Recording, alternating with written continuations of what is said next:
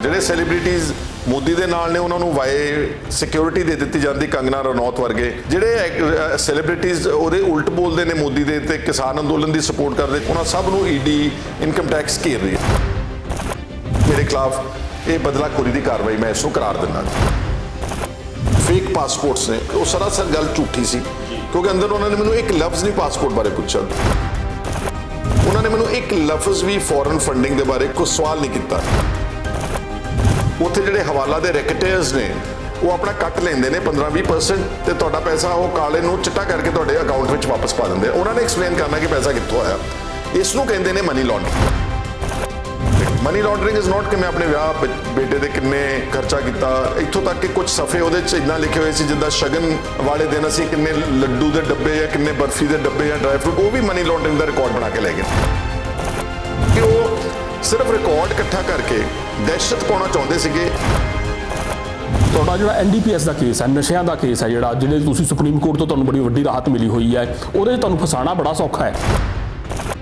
ਕਾਲਾਂ ਦਾ ਰਿਕਾਰਡ ਆਧਾਰ ਬਣਾ ਕੇ ਉਸ ਵਕਤ ਸਰਕਾਰ ਨੇ ਮੇਰਾ ਨਾਮ ਉਹਦੇ 'ਚ ਇੰਪਲੀਕੇਟ ਕਰਤਾ। ਕਿਉਂ ਕੀਤਾ? ਕਿਉਂਕਿ ਬਤੌਰ ਲੀਡਰ ਆਫ ਆਪੋਜੀਸ਼ਨ ਉਤੋਂ ਥੋੜੇ 2-3 ਮਹੀਨੇ ਪਹਿਲਾਂ ਮੈਂ ਰਾਣੇ ਗੁਰਜੀਤ ਤੋਂ ਉਸ ਮਾਈਨਿੰਗ ਸਕੈਂਡਲ 'ਚੋਂ ਉਹਨੂੰ ਅਸਤੀਫਾ ਦੇਣਾ ਪਿਆ ਸੀ ਮੇਰੇ ਪ੍ਰੈਸ਼ਰ ਦੇ ਕਰਕੇ। ਤਾਂ ਉਹਨਾਂ ਨੇ ਬਦਲਾਖੋਰੀ ਕੀਤੀ, ਨੇ ਸਾਰੀ ਇਨਵੈਸਟਮੈਂਟ ਕੀਤੀ ਸੀ ਮੰਤਰੀ ਬਣਨ ਤੱਕ, ਔਰ ਮੰਤਰੀ ਬਣ ਕੇ ਉਹਨੇ ਵਪਾਰ ਨੂੰ ਵਧਾਉਣਾ ਸੀ, ਪੈਸੇ ਕਮਾਉਣੇ ਸੀਗੇ, ਉਹ ਸਾਰੇ ਉਹਦੇ ਮਨਸੂਬਿਆਂ ਤੇ ਪਾਣੀ ਫਿਰ ਗਿਆ ਜਦੋਂ ਉਹਨੂੰ ਅਸਤੀਫਾ ਦੇਣਾ ਪੈ ਗਿਆ। ਸੋ ਆਈ ਅੰਡਰਸਟੈਂਡ ਹਿਸ ਫਰਸਟ੍ਰੇਸ਼ਨ। ਤੇ ਜੇ ਇੱਕ ਇਲੈਕਟਿਡ ਰਿਪਰੈਜ਼ੈਂਟੇਟਿਵ ਦੇ ਨਾਲ ਇਸ ਈਡੀ ਦਾ ਇਹ ਰਵੱਈਆ ਤੇ ਵਤੀਰਾ ਵਾ, ਤੇ ਆਮ ਜਨਤਾ ਦੇ ਨਾਲ ਕੀ ਕਰਦੇ ਹੋਣਗੇ? ਇਸ ਰੇਡ ਦਾ ਇੱਕ ਇਹ ਵੀ ਸੰਦੇਸ਼ ਦੁਨੀਆ ਭਰ 'ਚ ਬੈਠੇ ਲੋਕਾਂ ਨੂੰ ਦਿੱਤਾ ਵਾ ਕਿ ਅਸੀਂ ਇਹ ਖੈਰੇ ਦੇ ਉੱਤੇ ਜਿਹੜਾ ਰੇਡ ਕੀਤਾ ਵਾ, ਕੱਲ ਨੂੰ ਜੇ ਖਬਰਦਾਰ ਰਹੋ, ਜੇ ਤੁਹਾਡੇ 'ਚੋਂ ਕਿਸੇ ਨੇ ਪੈਸੇ ਭੇਜੇ ਅੰਦੋਲਨ ਨੂੰ, ਤੇ ਤੁਹਾਡੇ ਤੇ ਵੀ ਰੇਡ ਕਰਾਂਗੇ। ਉਹਨਾਂ ਨੇ ਦੀਪ ਸਿੱਧੂ, ਲੱਖਾ ਸਿਧਾਣਾ ਬਾਰੇ ਜਾਂ ਇਸ ਵਰਗ ਬਾਰੇ ਤਾਂ ਗੱਲ ਕਰਨੀ ਬੰਦ ਕੀਤੀ ਹੋਈ ਹੈ। ਇਹਨਾਂ ਨੇ ਤੁਹਾਡੇ ਮਾਮਲੇ 'ਚ ਵੀ ਇੱਕ ਸ਼ਬਦ ਤੱਕ ਨਹੀਂ ਬੋਲਿਆ ਹੈਗਾ। ਤਾਂ ਇਸ ਵਤੀਰੇ ਨਾਲ ਕੀ ਲੱਗਦਾ ਹੈ ਕਿ ਅੰਦੋਲਨ ਲਈ ਸੁਚਾਰੂ ਨਹੀਂ ਲੱਗ ਰਿਹਾ, ਇਹ ਨਰੋਆ ਵਤੀਰਾ ਨਹੀਂ ਲੱਗ ਰਿਹਾ ਇਹਨਾਂ ਦਾ? ਤੁਸੀਂ ਕੀ ਮਹਿਸੂਸ ਕਰਦੇ ਹੋ? ਸਕਾਈ ਨਿਊਜ਼ ਵੇਖ ਰਹੇ ਸਾਰੇ ਦਰਸ਼ਕਾਂ ਦਾ ਸਵਾਗਤ ਹੈ। ਦਰਸ਼ਕੋ, ਮੈਂ ਹਾਂ ਤੁਹਾਡਾ ਹੋਸਟ ਨੀਲ ਭਲਿੰਦਰ ਸਿੰਘ। ਅਸੀਂ ਅੱਜ ਜਿਸ ਥਾਂ ਦੇ ਉੱਤੇ ਬੈਠੇ ਹਾਂ, ਇਸ ਤੇ ਅੱਜ ਤੋਂ ਪੂਰੇ 2 ਦਿਨ ਪਹਿਲਾਂ ਇਨਫੋਰਸਮੈਂਟ ਡਾਇਰੈਕਟੋਰੇਟ, ਜਿਹਨੂੰ ਕਿ ਆਪਾਂ ਈਡੀ ਦੇ ਤੌਰ ਤੇ ਜਾਣਦੇ ਹਾਂ, ਪੰਜਾਬੀ ਸਾਰੇ ਵਾਕਫ ਨੇ ਈਡੀ ਤੋਂ, ਕਿਉਂਕਿ ਜਗਦੀਸ਼ ਭੋਲਾ ਡਰੱਗ ਕੇਸ ਜਿਹੜਾ ਈਡੀ ਉਦੋਂ ਤੋਂ ਹੀ, ਜਦੋਂ ਤੋਂ ਉਹਦੇ ਹੱਥ ਲੱਗਾ, ਉਦੋਂ ਤੋਂ ਈਡੀ ਨੂੰ ਵੱਧ ਜਾਣਨ ਲੱਗੇ ਆ। ਹਾਲਾਂਕਿ ਇਸ ਤਰ੍ਹਾਂ ਦੀਆਂ ਏਜੰਸੀਆਂ ਨੂੰ ਆਮ ਲੋਕ ਘੱਟ ਜਿਹੜੇ ਨੇ ਵਾਕਫ ਹੁੰਦੇ ਨੇ ਇਹਦੇ ਬਾਰੇ। ਇਸ ਥਾਂ ਦੇ ਉੱਤੇ ਈਡੀ ਦੇ ਅਫੀਸ਼ੀਅਲ ਬੈਠੇ ਸੀ, ਈਡੀ ਦੀ ਟੀਮ ਬੈਠੀ ਸੀ। ਇਹ ਘਰ ਹੈ ਸਾਬਕਾ ਨੇਤਾ ਵਿਰੋਧੀ ਧਿਰ ਸੁਖਪਾਲ ਸਿੰਘ ਖਹਿਰਾ ਉਹਨਾਂ ਦਾ। ਸੁਖਪਾਲ ਸਿੰਘ ਖਹਿਰਾ ਇਸ ਵਕਤ ਸਾਡੇ ਨਾਲ ਬਣੇ ਹੋਏ ਨੇ। ਖਹਿਰਾ ਸਾਹਿਬ, ਤੁਹਾਡਾ ਸਵਾਗਤ ਹੈ ਜੀ। ਬਹੁਤ ਸ਼ੁਕਰੀਆ ਜੀ, ਸਭ ਨੂੰ ਮੇਰੀ ਫਤਿਹ ਜੀ। ਜੀ ਖਹਿਰਾ ਸਾਹਿਬ, ਮੈਂ ਤੁਹਾਡੇ ਪਿੱਛੇ ਸ਼ੈਡੋ ਬਣਦੀ ਦੇਖ ਰਿਹਾ, ਪਰਛਾਵਾਂ ਬਣਦਾ ਦੇਖ ਰਿਹਾ। ਕੀ ਲੱਗਦਾ ਹੈ ਕਿ ਹੁਣ ਜਿਹੜੀ ਕੇਂਦਰ ਦੀ ਸਰਕਾਰ ਹੈ, ਉਹ ਏਜੰਸੀਆਂ ਰਾਹੀਂ ਜਿਹੜੇ ਲੋਕ, ਜਿਵੇਂ ਤੁਸੀਂ ਕਿਹਾ ਕਿ ਕਿਸਾਨਾਂ ਦੀ ਹਮਾਇਤ ਤੁਸੀਂ ਕਰ ਰਹੇ ਹੋ, ਤਾਂ ਉਸ ਮੁੱਦੇ ਦੇ ਉੱਤੇ ਉਹਨਾਂ ਲੋਕਾਂ ਦੇ ਪਰਛਾਵੇਂ ਫੜਨ ਨੂੰ ਫਿਰਦੀ ਹੈ? ਦੇਖੋ, ਜਿੱਦਾਂ ਜੋ ਸਾਰਾ ਘਟਨਾਕ੍ਰਮ ਸੀਗਾ, ਜਿਸ ਤਰ੍ਹਾਂ ਦੇ ਉਹਨਾਂ ਦੇ ਟੇਵਰ ਸੀਗੇ, ਔਰ ਜਿਸ ਤਰ੍ਹਾਂ ਉਹਨਾਂ ਨੇ ਬਹੁਤ ਪੁਰਾਣੇ ਚੀਜ਼ਾਂ ਨਾਲ ਕੋਰਿਲੇਟ ਕਰਨ ਦੀ ਗੱਲ ਕੀਤੀ, ਜਿਹੜਾ ਇੱਕ ਇਸ ਸਰਕਾਰ ਨੇ ਮੇਰੇ ਖਿਲਾਫ ਐਨਡੀਪੀਐਸ ਦਾ ਇੱਕ ਮੁਕੱਦਮਾ ਘੜਿਆ ਸੀਗਾ, ਮਨ ਘੜਤ ਸੀ ਜੀ, ਕਿਉਂਕਿ ਮੈਂ ਉਸ ਵਕਤ ਰਾਣਾ ਗੁਰਜੀਤ ਸਿੰਘ ਜਿਹੜੇ ਇਰੀਗੇਸ਼ਨ ਮਿਨਿਸਟਰ ਸੀ, ਉਹ ਮਾਈਨਿੰਗ ਸਕੈਂਡਲ ਵਿੱਚ ਉਹਨੂੰ ਅਸਤੀਫਾ ਦੇਣਾ ਪੈ ਗਿਆ ਸੀ ਜਦੋਂ ਮੈਂ ਲੀਡਰ ਆਫ ਆਪੋਜੀਸ਼ਨ ਸੀਗਾ ਜੀ। ਇਸ ਈਡੀ ਦੇ ਰੇਡ ਨੂੰ ਉਹਦੇ ਨਾਲ ਕਨੈਕਟ ਜਦੋਂ ਕੀਤਾ ਜਾਂਦਾ ਵਾ, ਤਾਂ ਮੈਨੂੰ ਇਹ ਸਮਝ ਆਉਂਦਾ ਕਿ ਫਿਰ ਇਹ 4-5 ਸਾਲ ਤੋਂ ਬਾਅਦ ਇਹ ਕਾਰਵਾਈ ਕਿਉਂ? ਮੈਂ ਸਮਝਦਾ ਕਿ ਇਹ ਕਾਰਵਾਈ ਇਸ ਲਈ ਹੋਈ ਆ ਕਿਉਂਕਿ ਪਿਛਲੇ ਕੁਝ ਸਮੇਂ ਤੋਂ ਕਿਸਾਨ ਅੰਦੋਲਨ 'ਚ ਪਾਰਟਿਕੂਲਰਲੀ ਮੈਂ ਬੜਾ ਪ੍ਰੋਐਕਟਿਵ ਰੋਲ ਅਦਾ ਕੀਤਾ। ਹਾਲਾਂਕਿ ਅਸੀਂ ਉਹਨਾਂ ਦੀ ਸਟੇਜ 'ਤੇ ਨਹੀਂ ਜਾਂਦੇ ਕਿਉਂਕਿ ਉਹਨਾਂ ਨੇ ਅੰਦੋਲਨ ਨੂੰ ਨਾਨ ਪੋਲੀਟੀਕਲ ਰੱਖਿਆ, ਉਹਦੀ ਰਿਸਪੈਕਟ ਕਰਦੇ ਅਸੀਂ ਬਿਲਕੁਲ, ਪਰ ਜਿੰਨੀ ਵੀ ਉਹਦੇ 'ਚ ਕੋਈ ਸੇਵਾ ਹੋ ਸਕਦੀ ਸੀ, ਮਦਦ ਹੋ ਸਕਦੀ ਸੀ, ਆਦਮੀਆਂ ਪੱਖੋਂ, ਸਮਾਨ ਪੱਖੋਂ। ਇਹਦੇ ਦਰਮਿਆਨ ਜਿਹੜਾ 26 ਤਰੀਕ ਦੇ ਵਾਕਿਆਤ ਹੋਏ ਟਰੈਕਟਰ ਪਰੇਡ 'ਚ, ਉਹਦੇ 'ਚ ਜਿਹੜਾ ਨਵਰੀਤ ਸਿੰਘ ਮਾਰਿਆ ਗਿਆ, ਡਿੱਬਾ ਪਿੰਡ ਦਾ, ਉਹ ਯੂਪੀ ਦਾ ਨੌਜਵਾਨ, ਕਿਉਂਕਿ ਕਿਸੇ ਹੋਰ ਲੀਡਰ ਨੇ, ਕਿਸੇ ਹੋਰ ਪਾਰਟੀ ਨੇ, ਇੱਥੋਂ ਤੱਕ ਕਿ ਕਿਸਾਨ ਅੰਦੋਲਨ ਦੇ ਲੀਡਰਸ਼ਿਪ ਨੇ ਵੀ ਉਸ ਨੂੰ ਅਪਣਾਇਆ ਨਹੀਂ ਸੀਗਾ, ਉਹਦੀ ਗੱਲ ਨਹੀਂ ਕੀਤੀ। ਉਹ ਮੈਂ ਕਾਫੀ ਜ਼ੋਰਦਾਰ ਢੰਗ ਨਾਲ ਉਸ ਮੁੱਦੇ ਨੂੰ ਉਠਾਇਆ। ਜਦੋਂ ਤੁਸੀਂ ਇਸ ਤਰ੍ਹਾਂ ਦੇ ਇਸ਼ੂਜ਼ ਉਠਾਉਣੇ, ਸੁਭਾਵਕ ਹੈ ਕਿ ਟਾਰਗੇਟ ਜਿਹੜਾ ਵਾ ਉਹ ਬੀਜੇਪੀ ਦੀ ਸਰਕਾਰ ਹੈ, ਔਰ ਜਿਹੜੇ ਆਪਣੇ ਐਕਟਿਵਿਸਟ ਸੀਗੇ, ਚਾਹੇ ਉਹ ਨੋਦੀਪ ਕੌਰ ਦਾ ਟੌਰਚਰ ਸੀ, ਚਾਹੇ ਉਹ ਸ਼ਿਵ ਕੁਮਾਰ ਦਾ ਟੌਰਚਰ ਸੀ, ਚਾਹੇ ਉਹ ਰਣਜੀਤ ਸਿੰਘ ਦੇ ਮੂੰਹ ਦੇ ਉੱਤੇ ਪੁਲਿਸ ਵਾਲਾ ਬੂਟ ਰੱਖ ਕੇ ਉਹਨੂੰ ਕੁਚਲ ਰਿਹਾ ਸੀਗਾ, ਇਹ ਸਾਰੀਆਂ ਗੱਲਾਂ ਵਿਧਾਨ ਸਭਾ ਦੇ ਅੰਦਰ ਤੇ ਵਿਧਾਨ ਸਭਾ ਦੇ ਬਾਹਰ ਮੈਂ ਬਹੁਤ ਜ਼ੋਰਦਾਰ ਢੰਗ ਨਾਲ ਉਠਾਈਆਂ। ਨਵਰੀਤ ਕਤਲकांड ਦਾ ਨੌਬਤ ਇੱਥੋਂ ਤੱਕ ਚਲੀ ਗਈ ਕਿ ਦਿੱਲੀ ਹਾਈ ਕੋਰਟ ਨੇ ਕੌਗਨੀਜੈਂਸ ਲੈ ਕੇ ਉਹਦੇ 'ਚ ਪੁਲਿਸ ਨੂੰ ਨੋਟਿਸ ਕਰਤਾ। ਆਈ ਫੀਲ ਕਿ ਜਿਹੜਾ ਪਿਛਲੇ ਕੁਝ ਸਮੇਂ ਤੋਂ ਮੇਰੀ ਬਹੁਤ ਇਹ ਐਕਟੀਵਿਟੀ ਸੀਗੀ, ਔਰ ਉਸ ਤੋਂ ਪਹਿਲਾਂ ਥੋੜਾ ਜਿਹਾ ਮੈਂ ਜਿਹੜਾ misuse of UAPA law UAPA Punjab ਭਰ ਦੇ ਵਿੱਚ ਜਿਹੜਾ ਗਰਾਊਂਡ ਜ਼ੀਰੋ ਤੇ ਜਾ ਕੇ ਇਹਨਾਂ ਦਾ ਵਿਰੋਧ ਕੀਤਾ, ਉਹਦੇ 'ਚ ਕੁਦਰਤੀ NIA ਜਿਹੜੀ ਗਵਰਨਮੈਂਟ ਦੀ ਦੂਸਰੀ ਏਜੰਸੀ ਆ, ਇਹ ਮੈਨੂੰ ਲੱਗਦਾ ਵਾ ਕਿ ਉਹਨਾਂ ਨੇ ਫਿਰ ਇਸ ਗੱਲ ਨੂੰ ਸਾਰੀ ਨੂੰ ਜਿਹਨੂੰ ਕਹਿੰਦੇ ਕਿ ਉਹਨਾਂ ਨੂੰ ਇਸ ਦੀ ਤਕਲੀਫ ਹੋਈ ਆ। ਔਰ ਜਿੱਦਾਂ ਬਾਕੀ ਦੇਸ਼ ਵਿੱਚ ਉਹਨਾਂ ਨੇ ਆਪਣੇ ਓਪੋਨੈਂਟਸ ਨੂੰ ਟਾਰਗੇਟ ਕੀਤਾ, ਓਪੋਨੈਂਟਸ ਕਈ ਤਰ੍ਹਾਂ ਦੇ ਟਾਰਗੇਟ ਕੀਤੇ BJP ਨੇ, ਜਿਹਦੇ 'ਚ ਪੋਲੀਟੀਕਲ ਲੀਡਰਸ ਨੇ, ਚਿਦੰਬਰਮ ਵਗੈਰਾ ਜਾਂ ਮਿਸਟਰ ਭੁਪਿੰਦਰ ਸਿੰਘ ਹੁੱਡਾ, ਉਹਨਾਂ ਦੇ ਪਰਚੇ ਦਰਜ ਕੀਤੇ ਨੇ। ਇਹਦੇ ਨਾਲ ਨਾਲ ਜਿਹੜੇ ਕੁਝ ਐਕਟਿਵਿਸਟ ਲੋਕ ਨੇ ਜਿਹੜੇ ਸ਼ਾਹੀਨ ਬਾਗ ਵਿੱਚ ਐਕਟੀਵਿਟੀ ਕਰਦੇ ਸੀਗੇ, ਉਹਦੇ 'ਚ ਬਹੁਤ ਸਾਰਿਆਂ ਦੇ ਨਾਮ ਨੇ, ਵਰਵਰਾ ਰਾਓ ਤੇ ਸਫੂਰਾ ਜਰਗਰ ਵਗੈਰਾ, ਉਹਨਾਂ ਸਾਰਿਆਂ ਦੇ ਉੱਤੇ ਵੀ ਯੂਆਪਾ ਦਾ ਮੁਕੱਦਮੇ ਦਰਜ ਕੀਤੇ ਗਏ। ਔਰ ਉਸ ਤੋਂ ਬਾਅਦ ਹੁਣ ਤੁਸੀਂ ਦੇਖੋਗੇ ਜਿਹੜੇ ਕਿਸਾਨ ਅੰਦੋਲਨ ਨੂੰ ਸਪੋਰਟ ਕਰਦੇ, ਜਿਹੜੇ ਸੈਲੀਬ੍ਰਿਟੀਜ਼ ਮੋਦੀ ਦੇ ਨਾਲ ਨੇ, ਉਹਨਾਂ ਨੂੰ ਵਾਏ ਸਿਕਿਉਰਿਟੀ ਦੇ ਦਿੱਤੀ ਜਾਂਦੀ, ਕੰਗਨਾ ਰਣੌਤ ਵਰਗੇ ਜਿਹੜੇ ਸੈਲੀਬ੍ਰਿਟੀਜ਼ ਉਹਦੇ ਉਲਟ ਬੋਲਦੇ ਨੇ ਮੋਦੀ ਦੇ ਤੇ ਕਿਸਾਨ ਅੰਦੋਲਨ ਦੀ ਸਪੋਰਟ ਕਰਦੇ, ਚਾਹੇ ਉਹ ਦਲਜੀਤ ਦੋਸਾਂਝ ਆ, ਚਾਹੇ ਉਹ ਤਾਪਸੀ ਪੰਨੂ ਆ, ਤੇ ਚਾਹੇ ਉਹ ਅਨੁਰਾਗ ਕਸ਼ਯਪ ਆ, ਜਾਂ ਹੋਰ ਪੰਜਾਬ ਦੇ ਬਹੁਤ ਅੱਛੇ ਕਲਾਕਾਰ ਜਿਹੜੇ ਸਾਡੇ, ਉਹਨਾਂ ਸਭ ਨੂੰ ED ਇਨਕਮ ਟੈਕਸ ਘੇਰ ਰਹੀ ਆ। ਸੋ ਉਸੇ ਕੜੀ ਦੇ ਵਿੱਚ ਮੇਰੇ ਖਿਲਾਫ ਇਹ ਬਦਲਾਖੋਰੀ ਦੀ ਕਾਰਵਾਈ ਮੈਂ ਇਸਨੂੰ ਕਰਾਰ ਦਿੰਦਾ ਜੀ। ਪਰ ਖਹਿਰਾ ਸਾਹਿਬ, ਜਿੱਦਾਂ ਆਪਾਂ ED ਹੈ, ਭਾਵੇਂ CBI ਹੈ ਜਾਂ NIA ਦੀ ਤੁਸੀਂ ਗੱਲ ਕੀਤੀ ਹੈ, UAPA ਐਕਟ ਦੀ ਤੁਸੀਂ ਗੱਲ ਕੀਤੀ ਹੈ, ਤਾਂ ਇਹ ਸਾਰੀਆਂ ਚੀਜ਼ਾਂ ਕੁੱਲ ਮਿਲਾ ਕੇ ਕਿਸੇ ਵੀ ਸਿਟੀਜ਼ਨ ਨੂੰ, ਭਾਰਤ ਦੇ ਸਿਟੀਜ਼ਨ ਨੂੰ, ਉਸ ਨੂੰ ਅਦਾਲਤ ਤੱਕ ਲਿਜਾਣ ਦੀਆਂ ਹੁੰਦੀਆਂ ਨੇ ਤਾਂ ਕਿ ਅਦਾਲਤ ਉਹਦਾ ਨਿਬੇੜਾ ਕਰੇ। ਅਸੀਂ ਜਨਤਾ ਦੀ ਅਦਾਲਤ, ਜਨਤਾ ਦੀ ਕਚਹਿਰੀ 'ਚ ਬੈਠੇ ਆ। ਤੁਹਾਡੇ ਦੇ ਉੱਤੇ ਦੋ ਸ਼ੱਕ ਇਹਨਾਂ ਨੇ ਜ਼ਾਹਰ ਕੀਤੇ ਨੇ, ਜੋ ਸਾਨੂੰ ਸਮਝ ਆ ਰਹੀ ਹੈ ਬਤੌਰ ਜਰਨਲਿਸਟ ਕਹਿ ਲਓ, ਜਾਂ ਆਮ ਲੋਕਾਂ ਨੂੰ ਵੀ ਇਹ ਗੱਲ ਸਮਝ ਆ ਰਹੀ ਹੈ ਕਿ ਪਾਰਟੀ ਫੰਡਿੰਗ ਆਉਂਦੀ ਰਹੀ ਹੈ ਵਿਦੇਸ਼ਾਂ ਤੋਂ ਭਾਵੇਂ ਤੁਸੀਂ ਆਮ ਆਦਮੀ ਪਾਰਟੀ ਵੱਲੋਂ ਇਲੈਕਸ਼ਨ ਲੜੇ ਹੋ, ਮੁੜ ਕੇ ਤੁਸੀਂ ਲੋਕ ਸਭਾ ਦੀ ਇਲੈਕਸ਼ਨ ਲੜੇ ਹੋ ਆਪਣੀ ਪਾਰਟੀ ਬਣਾ ਕੇ, ਤੇ ਜਾਂ ਫਿਰ ਹੁਣ ਕੁਝ ਸੁਸਾਈਡ ਕਰਨ ਵਾਲੇ ਕਿਸਾਨਾਂ ਲਈ ਜਾਂ ਇਸ ਸੰਘਰਸ਼ ਦੌਰਾਨ ਸ਼ਹੀਦ ਹੋਣ ਵਾਲੇ ਪਰਿਵਾਰਾਂ ਲਈ ਫੰਡਿੰਗ ਆਈ ਹੈ। ਤਾਂ ਇੱਥੇ ਤੁਸੀਂ ਕੀ ਦੱਸ ਸਕਦੇ ਹੋ ਕਿ ਉਹ ਕਿੰਨੀ ਕੁ ਫੰਡਿੰਗ ਹੈ ਤੇ ਕਿਸ ਤਰ੍ਹਾਂ ਦੀ ਹੈ, ਉਹਦਾ ਕੀ ਜਿਹੜਾ ਹੈਗਾ ਸਥਿਤੀ ਹੈ ਉਸ ਫੰਡਿੰਗ ਦੀ? ਤੁਸੀਂ ਹੈਰਾਨ ਹੋਵੋਗੇ ਕਿ ਜਿਹੜੇ ED ਦੀ ਟੀਮ ਆਈ ਸੀ, ਇੱਕ ਚੰਡੀਗੜ੍ਹ ਦੀ ਡਿਪਟੀ ਡਾਇਰੈਕਟਰ ਲੇਡੀ ਅਫਸਰ ਸੀ ਜੀ, ਮੈਂ ਉਹਨੂੰ ਬੜੀ ਵਾਰੀ ਪੁੱਛਿਆ ਕਿ ਤੁਸੀਂ ਸਾਡੇ ਤੋਂ ਜਾਣਨਾ ਕੀ ਚਾਹੁੰਦੇ ਹੋ ਜੀ, ਤੁਸੀਂ ਦੱਸੋ। ਉਹ ਕਹਿੰਦੇ ਜੀ ਕਿ ਅਸੀਂ ਤੁਹਾਨੂੰ ਕੁਝ ਨਹੀਂ ਦੱਸ ਸਕਦੇ ਕਿਉਂਕਿ ਸਾਨੂੰ ਸਿਰਫ ਸਰਚ ਐਂਡ ਸੀਜ਼ ਕਰਨ ਦੇ ਆਰਡਰਸ ਨੇ। ਉਹ ਇੰਟਰੋਗੇਸ਼ਨ ਦੇਣੀ ਸੀ ਉਹਨਾਂ ਨੇ ਪਹਿਲਾਂ ਸਾਰੇ ਘਰ ਦੀ ਤਲਾਸ਼ੀ ਲਈ, ਇਕੱਲੇ ਕਮਰੇ ਨੂੰ ਜਾ ਕੇ ਉਹਨਾਂ ਨੇ, ਔਰ ਉਹਨਾਂ ਨੇ ਜਿਹੜੇ ਵੀ ਉੱਥੇ ਡਾਕੂਮੈਂਟਸ ਰਿਕਵਰ ਕੀਤੇ, ਉਹਨਾਂ ਨੇ ਮੈਨੂੰ ਉਹਦੇ ਮੁਤਲਕ ਹੀ ਪੁੱਛਿਆ ਜੀ। ਉਹਨਾਂ ਨੇ ਜਿੱਦਾਂ ਬਾਹਰ ਮੀਡੀਆ ਵਿੱਚ ਚਲਾਇਆ ਜਾ ਰਿਹਾ ਸੀ TV ਦੇ ਉੱਤੇ ਕਿ ਇਹਨਾਂ ਦੇ ਕੋਲ ਮਲਟੀਪਲ ਫੇਕ ਪਾਸਪੋਰਟਸ ਨੇ, ਉਹ ਸਰਾਸਰ ਗੱਲ ਝੂਠੀ ਸੀ ਕਿਉਂਕਿ ਅੰਦਰ ਉਹਨਾਂ ਨੇ ਮੈਨੂੰ ਇੱਕ ਲਫ਼ਜ਼ ਨਹੀਂ ਪਾਸਪੋਰਟ ਬਾਰੇ ਪੁੱਛਿਆ। ਤੁਸੀਂ ਹੁਣ ਫੰਡਿੰਗ ਦੀ ਗੱਲ ਕੀਤੀ ਹੈ, ਉਹਨਾਂ ਨੇ ਮੈਨੂੰ ਇੱਕ ਲਫ਼ਜ਼ ਵੀ ਫੋਰਨ ਫੰਡਿੰਗ ਦੇ ਬਾਰੇ ਕੋਈ ਸਵਾਲ ਨਹੀਂ ਕੀਤਾ, ਨਹੀਂ ਪੁੱਛਿਆ। ਉਹਨਾਂ ਨੇ ਕੋਈ ਮੈਨੂੰ ਡਰੱਗਸ, ਕਿਉਂਕਿ ਹੁਣ ਅਖਬਾਰਾਂ ਲਿਖ ਰਹੀਆਂ ਤੇ ਮੈਨੂੰ ਬਾਅਦ 'ਚ ਅਹਿਸਾਸ ਹੋਇਆ ਕਿ ਇਹ ਜਿਹੜਾ 2000 ਸ਼ਾਇਦ ਵੈਨੇਵਰ ਜਦੋਂ 2015 ਦਾ ਜਿਹੜਾ ਕੋਈ ਡਰੱਗਸ ਦਾ ਕੇਸ ਫਾਜ਼ਿਲਕਾ ਵਿੱਚ ਹੋਇਆ ਸੀਗਾ, ਜਿਹਦੇ 'ਚ ਮੈਨੂੰ ਬਤੌਰ ਲੀਡਰ ਆਫ ਆਪੋਜੀਸ਼ਨ ਉਹਦੇ 'ਚ ਇੰਪਲੀਕੇਟ ਕੀਤਾ ਗਿਆ, ਜਿਹੜਾ ਕਿ ਸੁਪਰੀਮ ਕੋਰਟ ਆਫ ਇੰਡੀਆ ਨੇ ਸਟੇ ਕੀਤਾ ਹੋਇਆ। ਹਾਂ, ਤੁਸੀਂ ਸੁਪਰੀਮ ਕੋਰਟ ਗਏ ਸੀ। ਮੈਂ ਹੁਣ ਬਾਹਰੋਂ ਸੁਣ ਰਿਹਾ ਹਾਂ ਕਿ ਇਹ ਜਿਹੜਾ ਰੇਡ ਹੈ ਉਸ ਨਾਲ ਤੁਲਕ ਰੱਖਣ ਵਾਲਾ, ਪਰ ਮੈਨੂੰ ਅੰਦਰ ਉਹਨਾਂ ਨੇ ਉਹਦੇ ਬਾਰੇ ਵੀ ਨਹੀਂ ਪੁੱਛਿਆ। ਓਕੇ, ਮੈਨੂੰ ਸਿਰਫ ਉਹ ਪੁੱਛਦੇ ਸੀ ਜਿਹੜੇ ਡਾਕੂਮੈਂਟਸ ਨੇ, ਜਿੱਦਾਂ ਸਾਡੇ ਘਰ ਤੋਂ ਕੁਝ ਡਾਇਰੀਜ਼ ਮਿਲੀਆਂ ਜਿਹੜੀ ਮੇਰੀ ਵਾਈਫ ਨੇ ਮੇਰੇ ਬੱਚਿਆਂ ਦੀ ਸ਼ਾਦੀ ਦੇ ਅਕਾਊਂਟ ਮੇਨਟੇਨ ਕੀਤੇ ਸੀਗੇ ਕਿ ਕਿੰਨਾ ਖਰਚਾ ਹੋਇਆ, ਕੇਟਰਿੰਗ ਵਾਲਿਆਂ ਨੂੰ ਕਿੰਨਾ ਦਿੱਤਾ, ਡੈਕੋਰੇਸ਼ਨ ਵਾਲਿਆਂ ਨੂੰ ਕਿੰਨਾ ਦਿੱਤਾ, ਖਾਣ ਪੀਣ ਜਾਂ ਹੋਰ ਕੱਪੜਾ ਲਿੱਤਾ, ਇਹਦੇ ਤੇ ਕਿੰਨਾ ਖਰਚਾ, ਉਹ ਸਾਰੇ ਖਰਚੇ ਨੂੰ ਉਹਨਾਂ ਨੇ ਮਨੀ ਲਾਂਡਰਿੰਗ ਦਾ ਰਿਕਾਰਡ ਬਣਾਇਆ ਵਾ। ਔਰ ਵੈਸੇ ਵੀ ਜਿਹੜੇ ਸਾਡੇ ਘਰ ਵਿੱਚ ਕੋਈ ਹੋਰ ਡਾਕੂਮੈਂਟਸ, ਜਿੱਦਾਂ ਕਈ ਬੜੇ ਇਰਰੈਲੇਵੈਂਟ ਡਾਕੂਮੈਂਟ ਲੈ ਕੇ ਗਏ ਨੇ। ਮਿਸਾਲ ਦੇ ਤੌਰ ਤੇ ਇੱਕ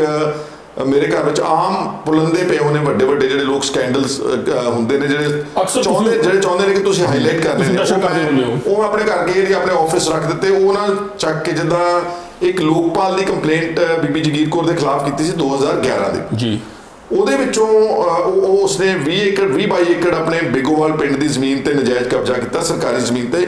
ਉਹ ਲੋਕਪਾਲ ਦੀ ਸ਼ਿਕਾਇਤ ਚੱਲ ਰਹੀ ਹੈ, ਉਹਦੇ ਵਿੱਚੋਂ ਉਹਨਾਂ ਨੇ ਕੁਝ ਡਾਕੂਮੈਂਟ ਕੱਢ ਲਏ। ਮੈਂ ਉਹਨਾਂ ਨੂੰ ਬੜਾ ਸਮਝਾਇਆ ਕਿ ਇਸ ਕੇਸ ਵਿੱਚ ਤਾਂ ਮੈਂ ਵਿਸਲ ਬਲੋਅਰ ਹਾਂ, ਮੈਂ ਕਰਪਸ਼ਨ ਦੇ ਖਿਲਾਫ ਲੜ ਰਿਹਾ ਵਾਂ, ਇਹਦੇ 'ਚ ਮਨੀ ਲਾਂਡਰਿੰਗ ਦਾ ਕੀ ਸਵਾਲ ਆਉਂਦਾ, ਪਰ ਉਹ ਖੈਰ ਉਹ ਮੇਰੀ ਗੱਲ ਮੰਨੇ ਨਹੀਂ। ਇਸ ਤਰ੍ਹਾਂ ਦੇ ਡਾਕੂਮੈਂਟਸ ਜਦੋਂ ਉਹਨਾਂ ਨੇ ਸਾਰੇ ਇਕੱਠੇ ਕੀਤੇ ਤੇ ਉਹਨਾਂ ਨੇ ਉਹਨਾਂ ਡਾਕੂਮੈਂਟਸ ਮੁਤਲਕ ਹੀ ਮੇਰੇ ਨਾਲ ਸਵਾਲ ਬਣਾਏ। ਮੈਂ ਸ਼ਾਇਦ 6 ਜਾਂ 7 ਸਵਾਲ ਸੀਗੇ ਲਿਖਤੀ ਤੌਰ ਤੇ, ਉਹਨਾਂ ਸਵਾਲਾਂ ਦਾ ਸਾਰਾ ਮੈਂ ਜਵਾਬ ਦੇ ਦਿੱਤਾ ਜੀ। ਮੈਂ ਨੀਲ ਜੀ ਸਿਰਫ ਇਹ ਕਹਿਣਾ ਚਾਹੁੰਦਾ ਕਿ ਜਿਹੜਾ ਇਹ PMLA ਐਕਟ ਹੈ ਨਾ, ਇਟਸ ਮਨੀ ਲਾਂਡਰਿੰਗ, ਇਹਦਾ ਸਾਦਾ ਜਿਹਾ ਮਕਸਦ ਸਾਦੀ ਜ਼ੁਬਾਨ ਵਿੱਚ ਇਹ ਆ ਕਿ ਜਿਹੜੇ ਬਹੁਤ ਵੱਡੇ ਆਦਮੀ ਹੁੰਦੇ ਨੇ, ਜਿਹੜੇ ਕਾਰਪੋਰੇਟ ਜਾਂ ਵਪਾਰੀ, ਜਿਹੜੇ ਨੰਬਰ 2 ਦਾ ਕੰਮ ਕਰਦੇ ਨੇ, ਜਾਂ ਜਿਹੜੇ ਕਰਪਟ ਪੋਲੀਟੀਸ਼ੀਅਨ ਨੇ, ਜਿਨ੍ਹਾਂ ਦੇ ਕੋਲ 500-700 ਹਜ਼ਾਰ 2000 ਕਰੋੜ ਰੁਪਈਆ ਬਲੈਕ ਮਨੀ ਪਿਆ ਵਾ, ਉਹ ਇਸ ਬਲੈਕ ਮਨੀ ਨੂੰ ਰਾਊਟ ਕਰਦੇ ਨੇ ਵਿਦੇਸ਼ਾਂ ਵਿੱਚ, ਆਫਸ਼ੋਰ ਅਕਾਊਂਟਸ ਖੁਲਾ ਕੇ, ਬੇਨਾਮੀ ਅਕਾਊਂਟਸ ਖੁਲਾ ਕੇ, ਉਧਰੋਂ ਜਿੱਦਾਂ ਸਵਿਟਜ਼ਰਲੈਂਡ ਵਿੱਚ, ਉੱਥੇ ਜਿਹੜੀਆਂ ਸੌਫਟ ਕੰਟਰੀਜ਼ ਨੇ, ਜਿਹੜੀਆਂ ਆਪਣੇ ਦੇਸ਼ਾਂ ਵਿੱਚ ਬਲੈਕ ਮਨੀ ਦੀ ਜਿਹੜੀ ਆਮਦ ਹੈ ਉਹਨੂੰ ਬਹੁਤਾ ਪੁੱਛਦੇ ਨਹੀਂ, ਜਿੱਦਾਂ ਬਹਾਮਾਸ ਤੇ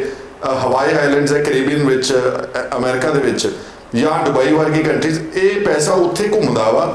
ਉੱਥੇ ਜਿਹੜੇ ਹਵਾਲਾ ਦੇ ਰੈਕੇਟਰਸ ਨੇ ਉਹ ਆਪਣਾ ਕੱਟ ਲੈਂਦੇ ਨੇ 15-20% ਤੇ ਤੁਹਾਡਾ ਪੈਸਾ ਉਹ ਕਾਲੇ ਨੂੰ ਚਿੱਟਾ ਕਰਕੇ ਤੁਹਾਡੇ ਅਕਾਊਂਟ ਵਿੱਚ ਵਾਪਸ ਪਾ ਦਿੰਦੇ ਆ। ਉਹਨਾਂ ਨੇ ਐਕਸਪਲੇਨ ਕਰਨਾ ਕਿ ਪੈਸਾ ਕਿੱਥੋਂ ਆਇਆ।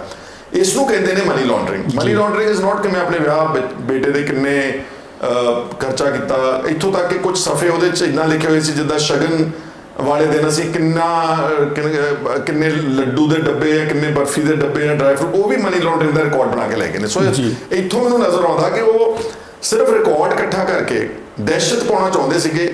ਔਰ ਇਸ ਰੇਟ ਦਾ ਇੱਕ ਅਸਰ ਇਹ ਵੀ ਮੈਂ ਸਮਝ ਸਕਦਾ ਕਿ ਉਹ ਬਾਕੀ ਪੰਜਾਬ ਦੇ ਲੋਕਾਂ ਨੂੰ ਕਹਿਣਾ ਚਾਹੁੰਦੇ ਸੀ ਕਿ ਜੇ ਅਸੀਂ ਇੱਕ ਸਿਟਿੰਗ ਐਮਐਲਏ ਨੂੰ, ਇੱਕ ਫਾਰਮਲ ਲੀਡਰ ਆਫ ਆਪੋਜੀਸ਼ਨ ਨੂੰ ਵਿਧਾਨ ਸਭਾ ਦੇ ਚੱਲਦੇ ਸੈਸ਼ਨ ਦੇ ਦੌਰਾਨ ਉਹਦੇ ਘਰ ਵਿੱਚ ਰੇਡ ਕਰ ਸਕਦੇ ਆ, ਤੇ ਤੁਸੀਂ ਬਾਕੀ ਸਾਰੇ ਸਮਝ ਜੋ ਤੁਸੀਂ ਜੇ ਹਸ਼ਰ ਤੁਹਾਡੇ ਐਮਐਲਏ ਦੇ ਲੀਡਰ ਦਾ ਕਰ ਸਕਦੇ, ਤੁਹਾਡਾ ਹਸ਼ਰ ਅਸੀਂ ਕੀ ਕਰਾਂਗੇ। ਮੇਰਾ ਆਪਣਾ ਜੱਜਮੈਂਟ ਹੈ ਕਿ ਉਹ ਪੰਜਾਬ ਦੇ ਲੋਕਾਂ ਨੂੰ ਡੀਮੋਰਲਾਈਜ਼, ਇੰਟੀਮੀਡੇਟ ਔਰ ਉਹਨਾਂ ਦੀ ਆਵਾਜ਼ ਨੂੰ ਗੈਗ ਕਰਨ ਦੇ ਚੱਕਰ 'ਚ ਨੇ ਕਿ ਇਹ ਲੋਕ ਬਗਾਵਤ ਦੀ ਸੁਰਾਂ ਨਾ ਉਠਾਉਣ, ਇਹ ਕਿਸਾਨ ਅੰਦੋਲਨ ਵਿੱਚ ਪਾਰਟਿਸਿਪੇਟ ਨਾ ਕਰਨ, ਇਹ ਕੋਈ ਵੀ ਆਪਣੇ ਹਕੂਕ ਮੰਗਣ ਦੀ ਸ਼ਕਤੀ ਨਾ ਰੱਖਣ। ਇਸ ਤਰ੍ਹਾਂ ਦੀ ਦਹਿਸ਼ਤ ਦਾ ਮਾਹੌਲ ਪੈਦਾ ਕਰਨ ਦਾ ਮਕਸਦ ਇਸ ਦਾ ਤੁਹਾਡੇ ਘਰ ਇਹ ਟਾਕ ਰੱਖਣ ਦਾ ਮੇਰਾ ਮਕਸਦ ਇਹੀ ਸੀ ਕਿ ਅਸੀਂ ਪੜਾ ਦਰ ਪੜਾ ਇਹ ਜਾਣਨ ਦੀ ਕੋਸ਼ਿਸ਼ ਕਰੀਏ, ਕਿਉਂਕਿ ਸਾਰੇ ਦਰਸ਼ਕ, ਸਾਰੇ ਲੋਕ, ਸਾਰੇ ਪੰਜਾਬੀ ਆ, ਤੁਹਾਡੇ ਸ਼ੁਭਚਿੰਤਕ ਇਹ ਜਾਣਨਾ ਚਾਹੁੰਦੇ ਨੇ ਕਿ ਤੁਹਾਡੇ ਖਿਲਾਫ ਕੀ ਅੱਗੇ ਜਾ ਕੇ ਕੋਈ ਵੱਡੀ ਕਾਰਵਾਈ ਹੋ ਸਕਦੀ ਹੈ, ਨਹੀਂ ਹੋ ਸਕਦੀ, ਜਾਂ ਕੀ ਹੈ ਸਾਰੀ ਗੱਲ ਸੱਚ।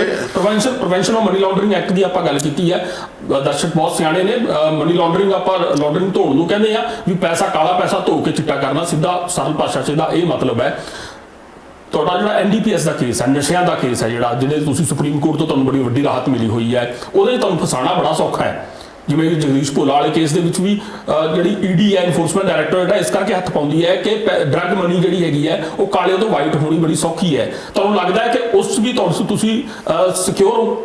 ਦੇਖੋ, ਜਿੱਥੋਂ ਤੱਕ ਤਾਂ ਮੇਰੇ ਉਹ ਡਰੱਗਸ ਦਾ ਕੇਸ ਹੈ, ਅੱਛੀ ਤਰ੍ਹਾਂ ਸਮਝਣ ਦੀ ਕੋਸ਼ਿਸ਼ ਕਰੋ ਕਿ ਜਿਵੇਂ ਉਸ ਦੇ ਉਹ ਡਾਕੂਮੈਂਟ ਲੈ ਕੇ ਗਏ ਨੇ ਉਸ ਕੇਸ ਨਾਲ ਸੰਬੰਧਿਤ। ਨਹੀਂ, ਉਸ ਕੇਸ ਦਾ ਮੇਰੇ ਕੋਲ ਕੋਈ ਡਾਕੂਮੈਂਟ ਨਹੀਂ ਲੈ ਕੇ ਗਏ। ਇਹ ਤਾਂ ਮੈਂ ਬਾਅਦ ਵਿੱਚ ਪੜ੍ਹ ਰਿਹਾ ਅਖਬਾਰਾਂ ਵਿੱਚ ਰਿਪੋਰਟਸ, ਜਿਹੜਾ ਮੀਡੀਆ, ਪ੍ਰਿੰਟ ਮੀਡੀਆ 'ਚ ਖਾਸ ਤੌਰ ਤੇ, ਕਿ 3 ਚੀਜ਼ਾਂ ਨੂੰ ਲੈ ਕੇ ਰੇਡ ਕੀਤਾ ਗਿਆ। ਇੱਕ ਫਰਜ਼ੀ ਪਾਸਪੋਰਟ, ਇੱਕ ਮਨੀ ਲਾਂਡਰਿੰਗ, ਇੱਕ ਡਰੱਗਸ ਦਾ ਪੈਸਾ। ਡਰੱਗਸ ਦਾ ਕੇਸ, ਹੁਣ ਉਹ ਡਰੱਗਸ ਦਾ, ਨੀਲ ਜੀ, ਮੈਂ ਲੋਕਾਂ ਨੂੰ ਦੱਸਣਾ ਚਾਹੁੰਦਾ ਕਿ ਉਹ ਜਿਹੜੇ ਉਹ ਲੋਕ ਫੜੇ ਗਏ ਸੀ ਸ਼ਾਇਦ ਫਾਜ਼ਿਲਕਾ, ਉਹ 2015 ਦਾ ਮਾਮਲਾ ਵਾ ਜੀ। ਔਰ ਇੱਕ ਉਹਨਾਂ ਵਿੱਚੋਂ ਆਦਮੀ ਗੁਰਦੇਵ ਸਿੰਘ, ਉਹ ਸਾਬਕਾ ਮਾਰਕੀਟ ਕਮੇਟੀ ਦਾ ਚੇਅਰਮੈਨ ਸੀ, ਮੇਰਾ ਇੱਕ ਚੰਗਾ ਮਿੱਤਰ ਸੀਗਾ। ਹੁਣ ਇੱਕ ਆਦਮੀ ਆਪਣੀ ਪ੍ਰਾਈਵੇਟ ਲਾਈਫ ਵਿੱਚ ਕੀ ਕਰ ਰਿਹਾ, 1.5 ਲੱਖ ਮੇਰਾ voter, how do I know what they are doing. ਸਿਰਫ ਕਿਉਂਕਿ ਜਦੋਂ ਫੜਿਆ ਗਿਆ ਜਾਂ ਫੜਿਆ ਜਾ ਰਿਹਾ ਸੀਗਾ, ਉਹਨੇ ਮੈਨੂੰ ਕੁਝ ਕਾਲਾਂ ਕੀਤੀਆਂ। ਉਹਦੀ ਭੈਣ ਨੇ ਇੰਗਲੈਂਡ ਤੋਂ ਮੈਨੂੰ ਕਿਹਾ ਕਿ ਭਾਜੀ ਇਹਨੂੰ ਬਚਾਓ ਜੇ ਬਚਾ ਸਕਦੇ ਆ। ਉਹ ਕਾਲਾਂ ਦਾ ਰਿਕਾਰਡ ਆਧਾਰ ਬਣਾ ਕੇ ਉਸ ਵਕਤ ਸਰਕਾਰ ਨੇ ਮੇਰਾ ਨਾਮ ਉਹਦੇ 'ਚ ਇੰਪਲੀਕੇਟ ਕਰਤਾ। ਕਿਉਂ ਕੀਤਾ?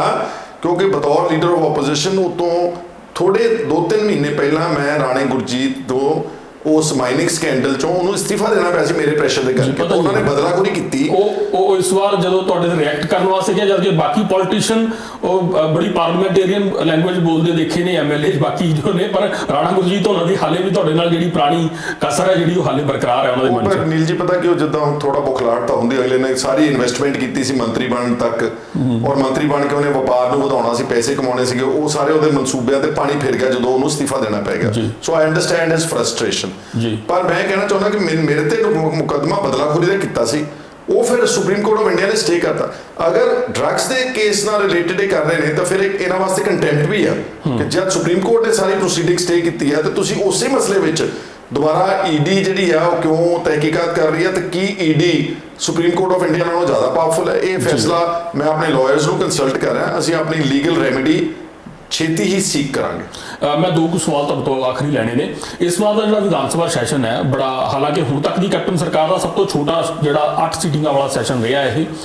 ਇਸ 'ਚ ਇੱਕ ਗੱਲ ਨਵੀਂ ਦੇਖਣ ਨੂੰ ਮਿਲੀ ਆ, ਅੱਗੇ ਤੁਸੀਂ ਕਦੇ ਆਉਂਦੇ ਹੀ ਨਹੀਂ ਸੀ, ਗੈਰ ਹਾਜ਼ਰ ਰਹਿੰਦੇ ਸੀ, ਜਾਂ ਆਉਂਦੇ ਸੀ ਜਾਂ ਚੁੱਪ-ਚੁੱਪੀ ਤੇ ਬਹਿ ਕੇ ਕਦੇ ਚਲੇ ਜਾਂਦੇ ਸੀ। ਤੁਹਾਨੂੰ ਕਿਉਂਕਿ ਮੌਕਾ ਵੀ ਨਹੀਂ ਦਿੰਦੇ ਸੀ, ਤੁਹਾਡੀ ਪਾਰਟੀ ਵੀ ਸਪੋਰਟ ਨਹੀਂ ਕਰਦੀ ਸੀ, ਤੁਹਾਡੇ ਬਣਦੇ ਮਿੰਟ ਵੀ ਨਹੀਂ ਮਿਲਦੇ ਸੀ। ਪਰ ਐਤਕੀ ਤੁਸੀਂ ਕ੍ਰਾਸ ਕਰਕੇ ਟ੍ਰੈਜਰੀ ਬੈਂਚਾਂ ਕੋਲ ਜਾਂਦੇ ਦੇਖੇ ਗਏ ਹੋ, ਤੁਸੀਂ ਬ੍ਰਹਮ ਮਹਿੰਦਰਾ ਉਹਨਾਂ ਦੇ ਨਾਲ ਜਿਹੜਾ ਹੈਗਾ ਸ਼ਬਦਾਂ ਦੀ ਸਾਂਝ ਪਾਉਂਦੇ ਵੇਖੇ ਗਏ ਹੋ, ਤੁਸੀਂ ਮੁੱਖ ਮੰਤਰੀ ਦੇ ਬਚਾਅ 'ਚ ਜਦੋਂ ਕਾਂਗਰਸੀ ਐਮਐਲਏ ਡਿਫੈਂਸ ਕਰ ਰਹੇ ਸੀ ਮੁੱਖ ਮੰਤਰੀ ਨੂੰ ਜਦੋਂ ਉਹ ਬੋਲ ਰਹੇ ਸੀ, ਤਾਂ ਤੁਸੀਂ ਵੀ ਉਦੋਂ ਨੇੜੇ ਤੇੜੇ ਖੜੇ ਵੇਖੇ ਗਏ ਹੋ। ਇਸ ਬੋਡੀ ਲੈਂਗੁਏਜ ਦਾ, ਤੁਹਾਡੇ ਨਵੇਂ ਮੂਵ ਦਾ ਕੀ ਅਰਥ ਲਈਏ ਆਪਾਂ ਸਿਆਸੀ ਤੌਰ ਤੇ? ਜਿਹੜਾ ਤੁਸੀਂ ਕਹਿੰਦੇ ਨਾ ਫਲੋਰ ਕ੍ਰਾਸ ਕਰਕੇ ਗਏ, ਉਹ ਉਸ ਦਿਨ ਸੀਗਾ ਜਿੱਦਣ ਬਹੁਤ ਆਮ ਆਦਮੀ ਪਾਰਟੀ ਤੇ ਜਿਹੜਾ ਤੁਹਾਡਾ ਹੈਗਾ ਵਾ ਅਕਾਲੀ ਦਲ ਸ਼ੋਰ ਮਚਾ ਕੇ ਵਾਕਆਊਟ ਕਰ ਜਾਂਦੇ, then you can cross the floor ਜੀ। ਔਰ ਉਦੋਂ ਮਸਲਾ ਉੱਠਿਆ ਸੀ ਹਿਊਮਨ ਰਾਈਟ ਵਾਇਲੇਸ਼ਨਸ ਦਾ।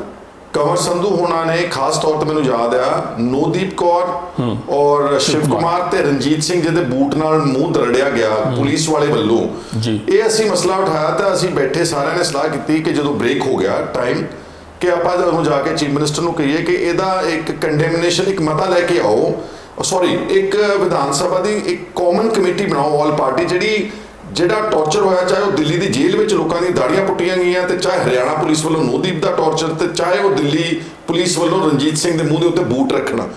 ਅਸੀਂ ਇਸ ਕਾਰਨ ਕਰਕੇ ਕੁਝ ਐਮਐਲਏ ਇਕੱਠੇ ਹੋ ਕੇ ਅਮਰਿੰਦਰ ਸਿੰਘ ਦੀ ਸੀਟ ਤੇ ਗਏ, ਉਹਨੂੰ ਗੱਲ ਸਮਝਾਈ, ਔਰ ਤੁਸੀਂ ਹੈਰਾਨ ਹੋਵੋਗੇ ਕਿ ਉਹ ਗੱਲ ਸਰਕਾਰ ਨੇ ਮੰਨਦਿਆਂ ਹੋਇਆਂ ਇੱਕ ਆਲ ਪਾਰਟੀ ਕਮੇਟੀ ਬਣਾਉਣ ਦਾ ਸਪੀਕਰ ਨੇ ਐਲਾਨ ਕੀਤਾ ਹੋਇਆ, ਜਿਹੜੀ ਆਲ ਪਾਰਟੀ ਕਮੇਟੀ ਬਣੇਗੀ ਔਰ ਉਹ ਆਲ ਪਾਰਟੀ ਕਮੇਟੀ ਜਾ ਕੇ ਇਹਨਾਂ ਵਿਕਟਮਾਈਜ਼ਡ ਲੋਕਾਂ ਨੂੰ ਮਿਲੇਗੀ। ਇਹਦੇ 'ਚ ਕੋਈ ਗਲਤੀ ਨਹੀਂ ਕੀਤੀ ਸੀ। ਜਿਹੜਾ ਬ੍ਰਹਮ ਮਹਿੰਦਰਾ ਸਾਹਿਬ ਨੂੰ ਜਾਂ ਕਿਸੇ ਨੂੰ ਸੈਸ਼ਨ ਦੇ ਦੌਰਾਨ ਮਿਲਣਾ, ਇਹ ਜਸਟ ਉੱਦਾਂ ਕੀ ਕਹਿੰਦੇ ਹੁੰਦੇ ਆ ਕਿ ਇੱਕ ਇਨਸਾਨੀ ਨਾਤਾ ਫਰ ਸਾਹਮਣੇ ਬੈਠੇ ਨੇ, ਫਤਿਹ ਬੁਲਾਉਣਾ, ਕੁਛ ਉਧਰੋਂ ਫਤਿਹ ਬੁਲਾਉਂਦੇ, ਕੁਛ ਅਸੀਂ ਇਧਰੋਂ ਫਤਿਹ ਬੁਲਾਉਂਦੇ। ਜਿੱਦਾਂ ਨਵਜੋਤ ਸਿੰਘ ਸਿੱਧੂ ਨੇ ਪਰਸੋਂ ਕੱਲ ਦੀ ਗੱਲ ਸੌਰੀ ਮੇਰੇ ਹੱਕ ਵਿੱਚ ਬਹੁਤ ਉਹਨਾਂ ਨੇ ਡਟ ਕੇ ਸਪੋਰਟ ਕੀਤੀ ਕਿ ਇਹ ਈਡੀ ਦੀ ਕਾਰਵਾਈ ਬਦਲਾਖੋਰੀ ਦੀ ਕਾਰਵਾਈ ਆ, ਔਰ ਸ਼ਾਇਦ ਸ਼ਰਨਜੀਤ ਸਿੰਘ ਢਿੱਲੋਂ ਅਕਾਲੀ ਦਲ ਦੇ ਲੀਡਰ ਉਹਨਾਂ ਨੇ ਵੀ ਬੋਲੇ, ਪਰਮਿੰਦਰ ਸਿੰਘ ਢੀਂਡਸਾ ਬੋਲੇ, ਚਰਨਜੀਤ ਸਿੰਘ ਚੰਨੀ ਮਿਨਿਸਟਰ ਬੋਲੇ, ਕੁਝ ਹੋਰ ਵੀ ਮੈਂਬਰਸ ਬੋਲੇ, ਕੰਵਰ ਸਿੰਘ ਸੰਧੂ ਨੇ ਰੈਜ਼ੋਲੂਸ਼ਨ ਪਾਸ ਕੀਤਾ। ਔਰ ਮੇਰਾ ਖਿਆਲ ਹੈ ਕਿ ਮੈਂ ਘੱਟੋ ਘੱਟ ਇਹ ਮੈਨੂੰ ਇਸ ਗੱਲ ਦਾ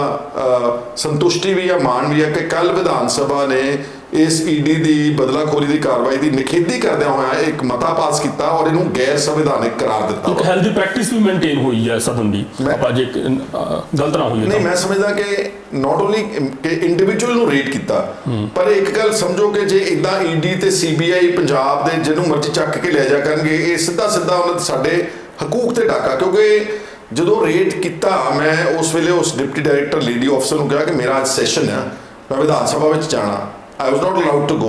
ਮੈਂ ਕਿਹਾ ਘੱਟੋ ਘੱਟ ਸਪੀਕਰ ਨੂੰ ਤਾਂ ਕਾਲ ਕਰ ਲੈਣ ਦਿਓ, ਸਪੀਕਰ ਨੂੰ ਵੀ ਨਹੀਂ ਕਾਲ ਕਰ ਸਕਦੇ। ਫਿਰ ਇਹਦੇ ਨਾਲੋਂ ਜ਼ਿਆਦਾ ਕੀ ਕਹਿੰਦੇ ਹੁੰਦੇ ਤਾਨਾਸ਼ਾਹੀ ਕੀ ਹੋ ਸਕਦੀ, ਡਿਕਟੇਟਰਸ਼ਿਪ। ਤੇ ਜੇ ਇੱਕ ਇਲੈਕਟਿਡ ਰਿਪਰੈਜ਼ੈਂਟੇਟਿਵ ਦੇ ਨਾਲ ਇਸ ਈਡੀ ਦਾ ਇਹ ਰਵੱਈਆ ਤੇ ਵਤੀਰਾ ਵਾ, ਤੇ ਆਮ ਜਨਤਾ ਦੇ ਨਾਲ ਕੀ ਕਰਦੇ ਹੋਣਗੇ। ਖੈਰ ਸਰ, ਮੈਂ ਆਖਰੀ ਸਵਾਲ ਲੈ ਰਿਹਾ, ਮੈਂ ਇਹਨਾਂ ਗੱਲਾਂ ਵੱਲ ਨਹੀਂ ਜਾਣਾ ਚਾਹ ਰਿਹਾ ਕਿ ਕਿਸਾਨ ਅੰਦੋਲਨ ਦੋ ਫਾੜ ਹੋ ਗਿਆ ਜਾਂ ਨਹੀਂ ਹੋ ਗਿਆ, ਕੌਣ ਕਿਹਦੇ ਹੱਕ 'ਚ ਖੜਾ ਹੈ, ਕੌਣ ਕਿਹਦੇ ਹੱਕ 'ਚ ਖੜਾ ਹੈ।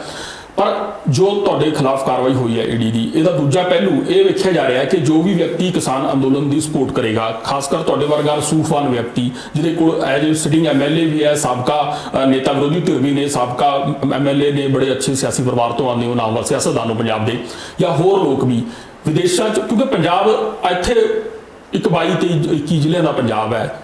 ਮੈਂ ਤਾਂ ਗਣ ਲਿਆ ਕਿ ਕੁਝ ਪੰਜਾਬੀ ਬੋਲਦੇ ਜਿਹੜੇ ਗੁਆਂਢੀ ਸੂਬਿਆਂ ਦੇ ਵੀ ਨਾਲ ਆ ਜਾਂਦੇ ਨੇ।